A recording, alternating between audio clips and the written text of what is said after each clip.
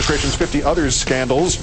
Bushed. Number 3, culture of corruption gate. No, we'll check that. It's fight till you drop gate. I'm sorry, I got my scandals confused. Joint Chiefs Chair Admiral Mullen saying his top priority is to give our heroes 2 years of rest time for every year to 15 months they spend in a combat zone, adding, though, I don't see that happening in the next year or two. So good luck out there, brave soldiers, whom the administration so ostentatiously exploits, but who they don't really support.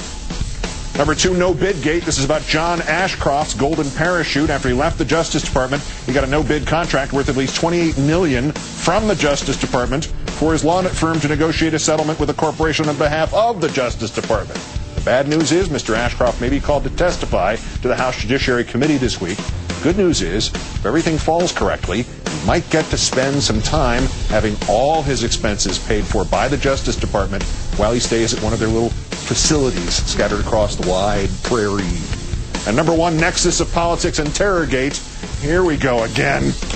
You will recall that on Friday, Attorney General Mukasey and Director of National Intelligence McConnell wrote to congressmen saying that with the House not yet immunizing the telecom giants, the intelligence agencies had, quote, lost intelligence because the phone companies were now refusing to cooperate with the government for fear of those lawsuits. Hours later, Friday night, after all the networks went home, an administration official admitted that the last holdout among the telecoms had relented and agreed to continue to fully participate in the surveillance program anyway.